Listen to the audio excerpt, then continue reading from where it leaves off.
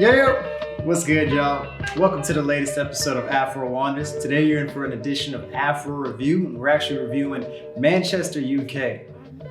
Believe it or not, Manchester actually got 4.5 Fros out of 5 on the Fro rating scale. Just a little English city known for soccer? 4.5 Fros?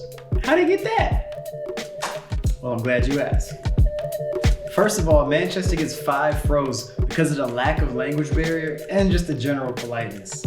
So after being in mainland Europe for several months, where everything kind of feels foreign, going to England definitely feels like a big slice of home. And there are a lot of differences between England and America, but the fact that everybody speaks English first and everybody comes off as super polite, whether they actually are or not, that definitely eases you in and makes you feel a lot homier. And in a lot of cases, what they say about British people is pretty true, that they come off as super polite. And I think a lot of it's just embedded in their language. Like the fact that they call everybody mate and everything sounds like a question even though it's a statement, isn't it? See what I did there? Cheers, mate. So Manchester actually gets the perfect 5 Fros for entertainment options.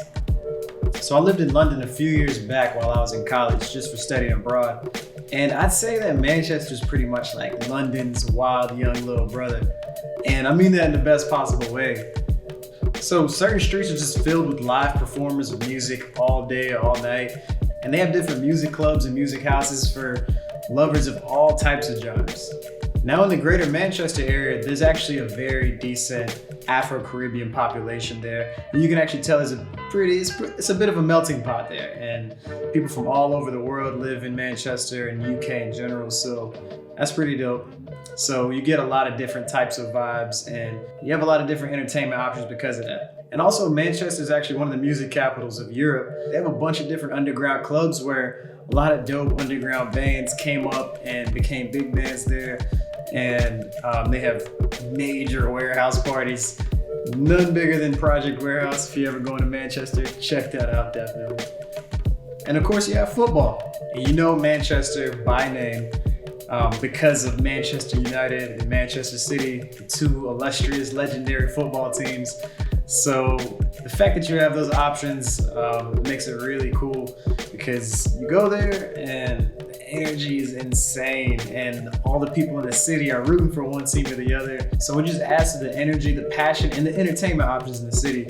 And if you're not trying to go to the game, you can always just hit a pub and watch one there because people are definitely going to be there rooting for their squad. So Manchester gets 4.5 Fros for the treatment of foreigners and just overall safety. So being a black person in Manchester, I'm honestly not a rare sighting, which is nice for once.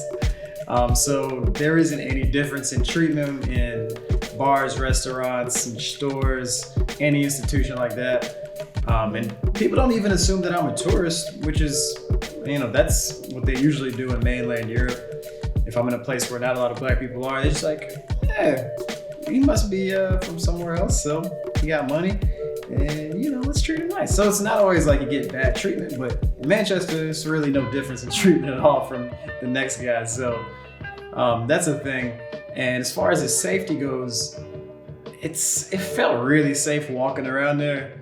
I probably shouldn't have been walking around certain parts by myself. I walked pretty far from the soccer game to my Airbnb, and then I was like, all right, it's kind of looking a little sketchy. So I'm gonna take a cab and actually talk to some people while I was walking that I saw them at the game. So I recognized them, talked to them, and they were like, yeah, like it's not dangerous to walk by yourself in the dark out here, but what you have to worry about mostly is like little rascals on bikes just kind of picking your pockets or just trying to mess with you if you're alone. So that's the thing. I didn't sense that. I didn't get any of that, but I was told that by locals, people that lived there and grew up there their whole lives. So, all right, I got to give Manchester 4.5 Fros for the hiking options around there. I always got to throw some nature in there. And it's just, that town is surrounded by like 4 different national parks within a few hours of it. So if you get a rental car or even if you're taking a train, you can get there. So that makes it incredible. And for the actual hiking part, I'd say you feel really safe even if you're doing it solo, because the trails seem to be kind of cleared out, like not a lot of trees surrounding you. The whole way up, you kind of have 360-degree views of everywhere you look. So you don't feel like you're in danger in any way. And even when you do see people, everybody's like super friendly. Everybody wants to stop and have a conversation, which is odd a little bit. Like, I'm not used to that back home. People usually just smile like, and like that. But out here, everybody that I talk to, if I stop for a second, they'll stop right next to me. It's like, hey mate, how you doing? And then we just talk for like 5 minutes. So that's really cool. I really like that about it, especially if you're going solo. It's always nice to have somebody to talk to, especially in the middle of a hike. Now I try to go over a couple of miscellaneous topics really quickly, like the cost of living out there, cost to visit. It's pretty standard. It's much less than London, of course, or any major city like that. So you can get, for food, you can get anything between $5 and however much you want to spend pounds. So that's not really an option, and they have a lot of good food options because of, like I told you, it's pretty much a melting pot. And I love Caribbean food, and like I said, they have a big Caribbean population there. So I'm in love there with some jerk chicken, something like that, some oxtail. So that's always nice. Transportation around there, UK transportation is really good in general. And the fact if you do speak English makes it a lot more easy. So that's definitely a plus on that side. And weather in any place is usually hit or miss. Like, UK is known for gray, gloomy, rainy days, but when I was there, it was like 75 and sunny. So, you can plan a pretty picnic, can't predict the weather. So that's not something I really want to go into too much, because it just depends on where you go. But I'll go more in depth on those topics in my blog that I'm going to post in a little bit. But for now, I'll just leave that as a miscellaneous section. So overall, because of all those things, the ease of travel, the safety, the entertainment options, I had to give Manchester 4.5 Fros.